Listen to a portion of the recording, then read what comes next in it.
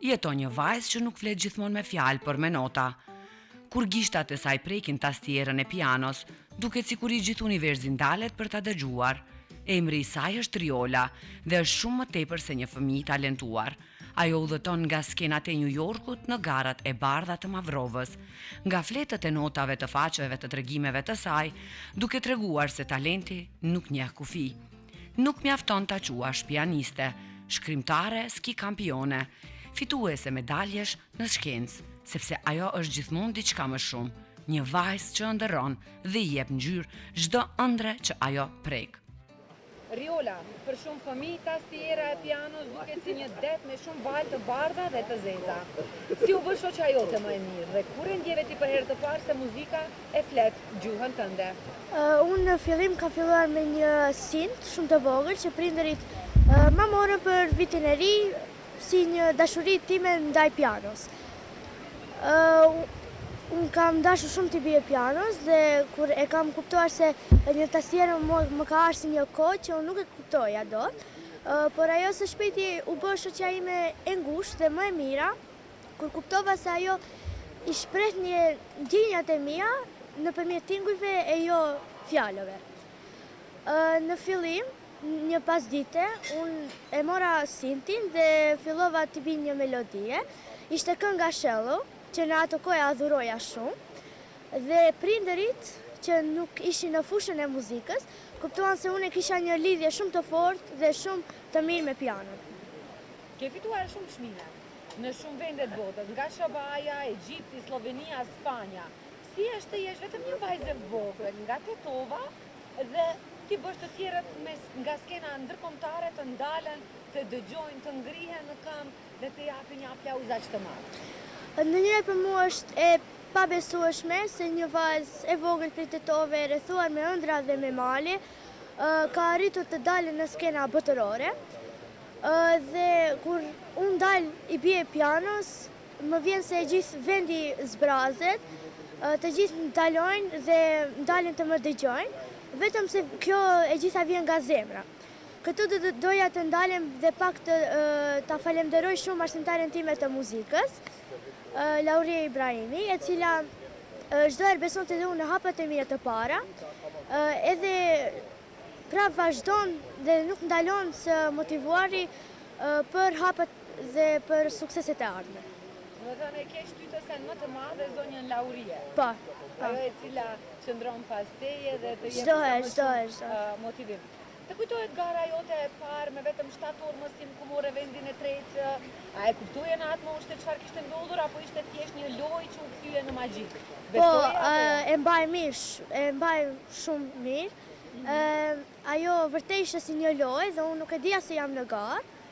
Unë kur e kuptova se ka marrë vendin e parë, vendin e tretë, unë nuk mendova diçka se ishte diçka shumë e madhe, por më kujtohet në atë çast kur mami më përqafoi shumë fort dhe e kuptova se kisha bërë diçka shumë të bukur. Ti përveç pianos je edhe kampione në dabor. Po. Ndihesh ndonjëherë si një muzikante që vallëzon mbi atë borën e bukur kur je duke fluar?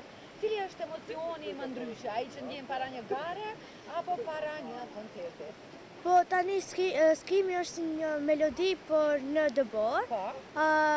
Kur unë bashkë me motrën time, Erlen, jemi pjesë e klubit Shari Academy dhe antar të federatës së skimit në vendin tonë në Republikën e Maqedonisë. Dhe kur rëshqas, unë ndjej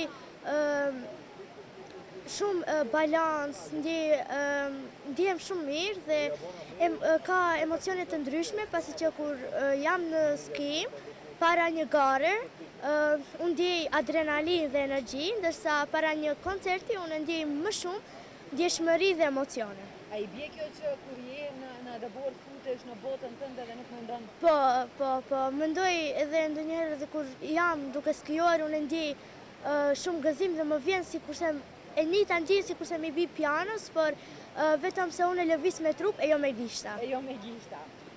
Në vitin 2025 ti ke marrë medalje ari në Olimpiadën ndërkombëtare të shkencave dhe ke shkruar edhe tregime në gjuhën angleze. Po ku i gjen fjalët më i vajzë ku shkruan, nga muzika, nga libri, nga përvoja apo brenda zemrës tënde?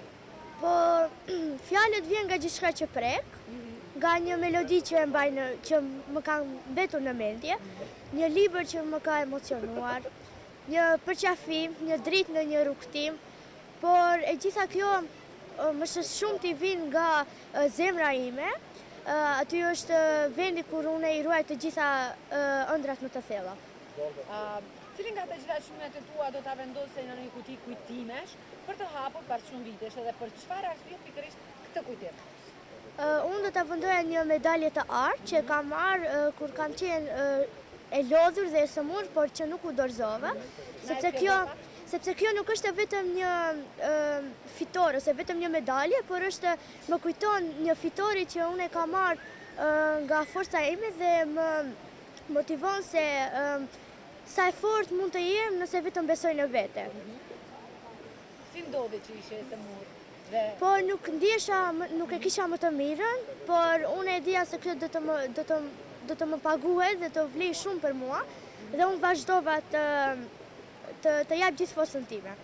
Dhe këtu dua të them edhe diçka, se një kujtim shumë i bukur që do ta ruaj në mendje dhe do të jetë si kujtimi më i bukur i jetës time, është koncerti im i parë recital, që i luajta 8 vepra, dhe aty ajo që atëherë mua më ka motivuar shumë që të bëj ende më shumë dhe më mirë. Edhe më mirë, po. Ti ke kompozuar vetë këngë dhe ke shkruar tekste edhe për një moment të veçantë siç ishte 20 vjetori i shkollës Pegasus. Si është të krijosh diçka të tënde dhe ta dëgjosh të këndosh para të gjithëve për një audiencë kaq të madhe, për një vlerë kaq të madhe, siç është 20 vjetori jubilar i shkollës Pegasus? Po, për mua është një ngjarje e paharrueshme.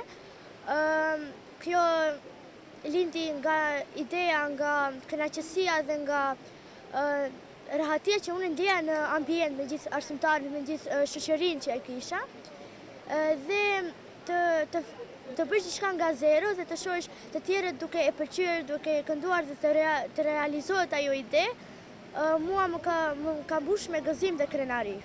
Si e ndjeje veten kur ishte 20 vjetori dhe ti pikërisht e dëgjove? Më vinte shumë mirë, pasi që një kompozim që unë kam shkruar dhe kam menduar shumë për ta bërë, ishte një ngjarje shumë e rëndësishme e 20 vjetorit të atij shkollës së mrekullueshme, kur e dëgjoja të gjithë ato fëmijë që këndonin këngën time me tekstet e mia dhe e bënin vallëzimin e asaj, mua më ka ardhur një lloj krenarie që nuk mund ta shpjegoj. Kur kthehesh nga shkolla në shtëpi, kur mbaron koncerti, kur mbaron ndonjë garë apo një detyrë shkollës, kush është Riola që kthehet në shtëpi? Vajza e zakonshme që përqafon nga familja apo vajza që ndron për garën tjetër? Po, kur shkoj në shtëpi, unë jam përsërisht thjesht Riola, vajza që i e këpucë, qeshe me motrën dhe u tregon prindërve çdo gjë. Por unë prap kam edhe ëndra të reja që më presin, por të dalë në vende të tjera dhe ta tregoj talentin tim, të dalë në shumë koncerte, të më njohin edhe shumë popstarza të njohur, gjithashtu edhe për skim, të marr shumë vende të para dhe t'i arrijë më të mirat suksese dhe gjithashtu t'i motivoj dhe t'i këshilloj të tjerët, fëmijët të tjerë që të inspirohen, pasi që kanë një kapacitet shumë të madh, vetëm do të kenë besim në vete. Ndonë kjo është këshilla yte që u jep të tjerëve. Kur jemi te popstarsat, pyetja e fundit që do ta bëj është kush është popstarsi yt favorit? Është Dua Lipa, sepse është një këngëtare e kombit tonë, është shqiptare, është kosovare, dhe kur ajo ka ka arritje shumë të mëdha që ka shku në Britani, në Amerikë dhe është një këngëtare e famshme në të gjithë botën, jo vetëm në vendet tona, dhe unë dua të arrit dhe të bëhem si ajo, të njihem në të gjithë botën, jo vetëm në vendin tonë, por të njihem në botën nga vendi jonë. Pas skenës, pas garës, pas dritave dhe duar trokitjeve, Riola nuk ndalet, sepse ajo nuk i jeton sukseset për të qenë më e njohur, por për të qenë më e vërtet. Në fund të çdo dite, ajo është thjesht një vajzë që di të buzëqesh, të përqafoj dhe të ëndërroj. Në këtë botë ku ka shumë fëmijë që ndjekin rrugën e gatshme, Riola ndërton të vetat me dashuri, përkushtim dhe shpirt arti. Dhe ndoshta, kjo është çmimi më i madh që ajo ka fituar, të jetë vetja, çdo ditë.